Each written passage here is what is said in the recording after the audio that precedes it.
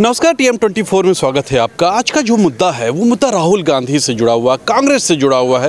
एक बहुत ही सोचने लायक मुद्दा है। आप सोचिएगा ज़रूर। आज का मुद्दा जो है, मुद्दा ये है कि राहुल गांधी के ऊपर मानहानि का केस हुआ, जैसा कि आप जानते ही हैं, और उन्हें 2 साल की सज़ा हुई।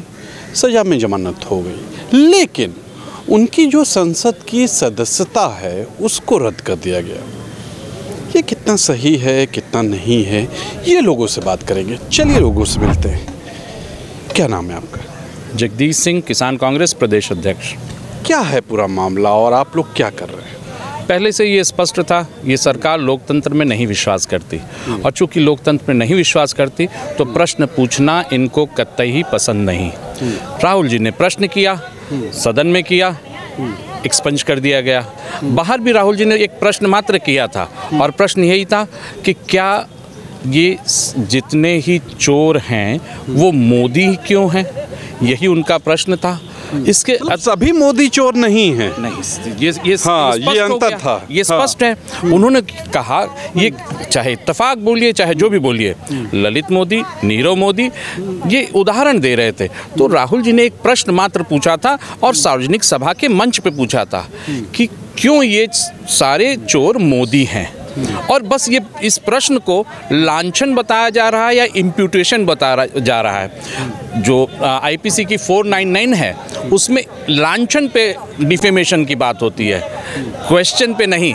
परंतु चूंकि सरकार का उद्देश्य था और सरकार की लोकतंत्र में कोई विश्वास नहीं है, इस नाते प्रश्न पे भी सरकार वही कार्रवाई कर रही है जो एक तानाशाह करता है। तानाशाह को प्रश्न पसंद नहीं।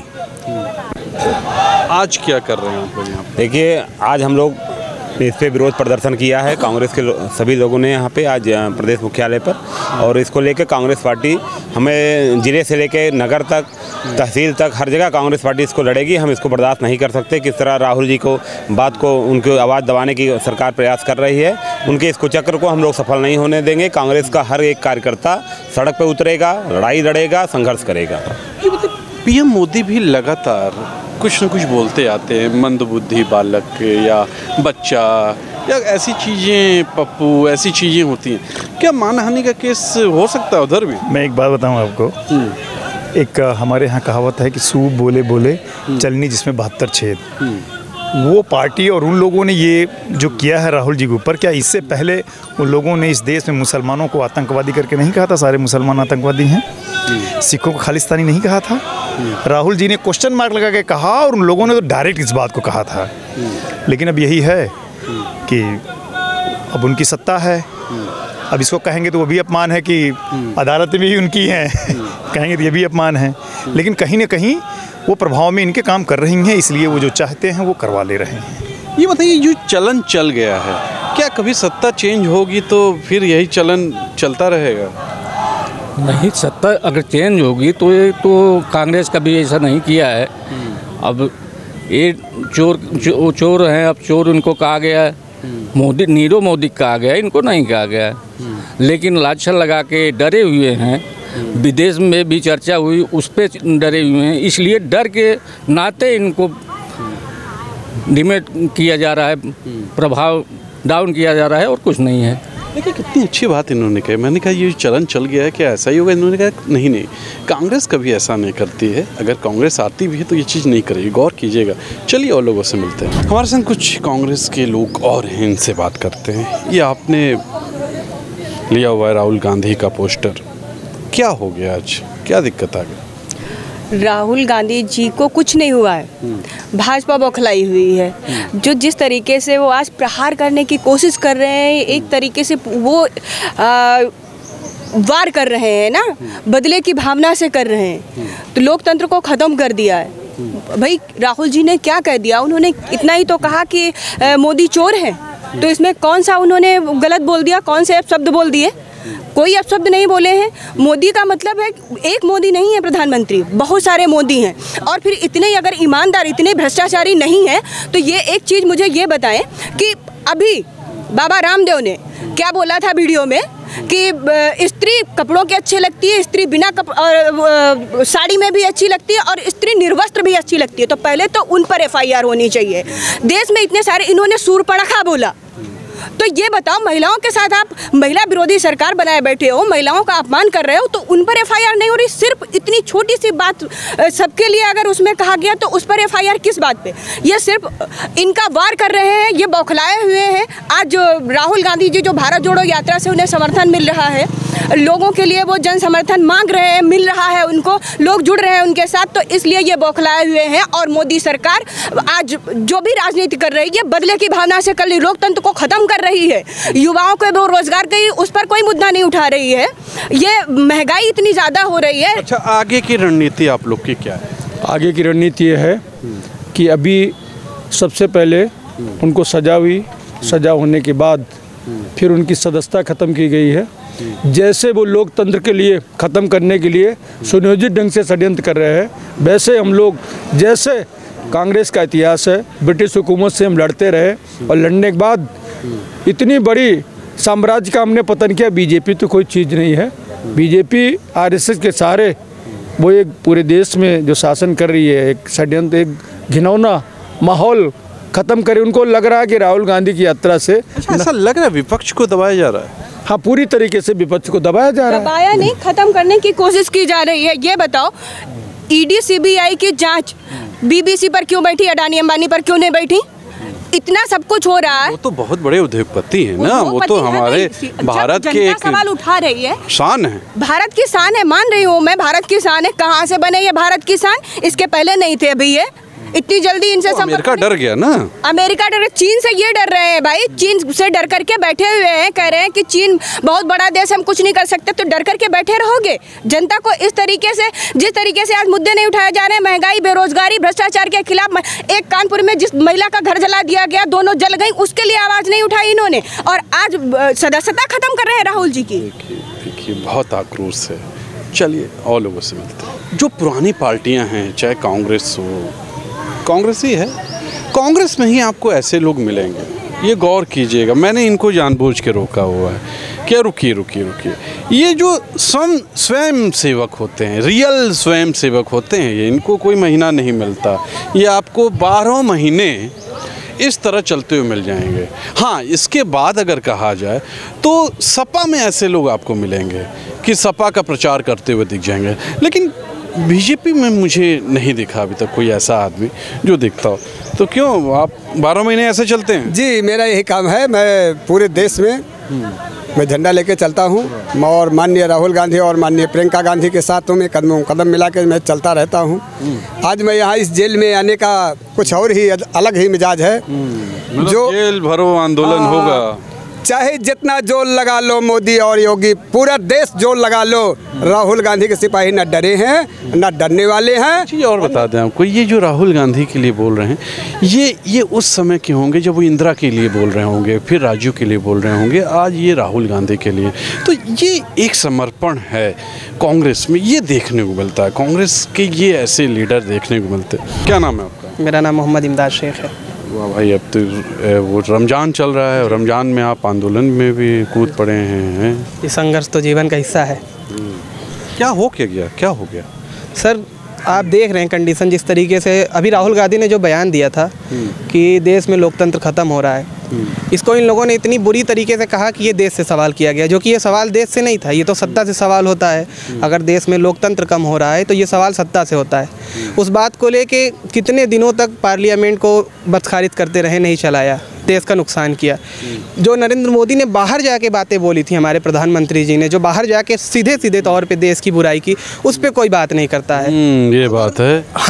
अगर हम लोग नहीं लड़ेंगे, युवा नहीं लड़ेंगे इसके लिए, तो कौन लड़ेगा? अगर हम लोग भी बैठ जाएंगे तो फिर पूरा देश तो बैठा ही हुआ है, कोई देख नहीं रहा है। जो चल रहा है लोग चलने दे रहे हैं। प्रधानमंत्री गाली दे के आ जाते हैं और ये कहते हैं कि क्या किस जन्म में बुरा पाप किया था जो इस देश में पैदा हुआ। अब बताइए, इतनी बुरी बात, उस पर कोई कमेंट नहीं करता, कोई बात नहीं करता है। और राहुल गांधी ने कहा कि देश में लोकतंत्र ख़त्म हो रहा है, उस पर पार्लियामेंट को बंद किया जा रहा है, बवाला किया जा रहा है, जो कि बड़े बड़े सांसद कर रहे हैं। और जिस तरीके से इन्होंने आज ये शर्मनाक हाल किया है हमारे देश में, ये पूरी तरीके से बता दिया गया है कि लोकतंत्र पूरी तरीके से ख़त्म होने ही वाला है। क्या कहेंगे सर? कहने के लिए अगर कहा जाए तो हम तो युवा हैं, हमारी पहली जो प्राथमिकता होनी चाहिए जो हमारे लिए आवाज़ उठाए, प्रथम हमारा मुद्दा और मैं ये देखा हूँ, मैंने युवाओं से पूछा भी है, युवाओं के पास मैं गया भी हूँ कि एक तरफ आप योगी और मोदी जी को या किसी भी भारतीय जनता पार्टी के नेता को बैठाइए, एक तरफ आप राहुल गांधी जी को बैठाइए। राहुल गांधी जी का कद फिर भी इतना बड़ा है कि मोदी जी उनका लोग तो कहते हैं कि मंदबुद्धि हैं, क्या क्या अंडमंड उनके बारे में बोलते हैं, ऐसी ऐसी बातें होती हैं, और एक तरफ विश्व गुरु हैं। मैं आपको बता रहा हूँ इसका रीजन, विश्व गुरु के सामने टिक पाते हैं वो? नहीं, मैं आपको बता रहा हूँ ना, इसके लिए देखिए राहुल गांधी जी ने सीधा सीधा कहा है कि मीडिया, प्रशासन, लोकतंत्र, मतलब जितनी भी चीज़ें होती है कानून को रोकने की, संविधान को बचाने की, सब उनके पक्ष में है। कोरोना लॉकडाउन हो, उसमें गरीब जो किसान मजदूर बेचारे थे वो भूखे मर रहे थे, लेकिन अडानी की हाइट जो है पैसे के मामले में वो बढ़ रही थी। इसके लिए राहुल गांधी जी ने आवाज़ उठाने की कोशिश करी कि अडानी आखिर इतना ऊपर गया क्यों। तो राहुल गांधी जी की सदस्यता आप ख़त्म करवा रहे हैं, अलग अलग चीज़ों में उन्हें फंसाने की कोशिश कर रहे हैं, लेकिन ये बहुत निंदनीय है अगली सत्ता पक्ष। एक चीज़ मुझे याद आ गया इनके बोलने से, कोविड से। राहुल गांधी ने मार्च 2019 में ही बोला था, सरकार से बोला था कि कोविड आ रहा है, आप ये इंटरनेशनल फ़्लाइट को रोक दीजिए। उस वक्त नरेंद्र मोदी बाटी चोखा का एक आयोजन हो रहा था दिल्ली में, वो कर रहे थे। तो गौर कीजिएगा, राहुल गांधी ने हर समय चेताया है इस मुल्क को, लेकिन सरकार कहीं ना कहीं हल्के में सरकार ने लिया है। चलिए और लोगों से मिलते हैं। हमारे संग के वरिष्ठ नेता हैं, नाम है इनका नसीमुद्दीन सिद्दीकी जी, जाना पहचाना नाम है, इनसे बात करते हैं। क्या बोलेंगे, क्या हालात हो रहा है इस मुल्क का? देखिए साहब, कोई नियम नहीं, कोई कानून नहीं, संविधान को इन्होंने बिल्कुल ख़त्म कर दिया। महिलाएं असुरक्षित हैं, किसान त्राही त्राही कर रहा है, महंगाई चरम सीमा पे है, बेरोज़गारी मुँह बाए खड़ी है। उस सब को ध्यान भटकाने के लिए जिस किसी ने इसके बारे में बात की, उसकी आवाज़ बंद करने का प्रयास किया गया, जिसके बारे में राहुल गांधी जी ने पहले ही कहा था कि मैंने भारत जोड़ो पदयात्रा इसलिए शुरू की कि पार्लियामेंट में जब as a member of parliament में बोलता हूँ तो मेरे माइक को बंद कर दिया जाता है, म्यूट कर दिया जाता है। यानी सीधा सा जो लोकसभा के ऊपर, सरकार के ऊपर सीधा सा आरोप था, और वो उन्होंने सिद्ध कर दिया। मामला कहाँ का है? कर्नाटका का। मुकदमा कहाँ चलता है? एक भाजपा का विधायक सूरत में चलवाता है, गुजरात में। यानी उत्तर प्रदेश का मुकदमा जो है वो जा करके महाराष्ट्र में चलेगा। अब जहाँ वहाँ तो उनकी सरकार, तो आप भी केरल में चला लीजिए कुछ मुकदमे। देखिए साहब, हमने कभी भी संविधान या कानून को हाथ में नहीं लिया। हम संविधान के दायरे में ही रह करके अपना विरोध प्रदर्शन भी करते हैं तो संविधान के दायरे में करते हैं। हम आगजनी तोड़ फोड़ ये नहीं करते। अब आपने देखा कि उनको आयोग घोषित कर दिया। हमेशा ये होता है कि अपील करने का एक समय दिया जाता है। बिल्कुल।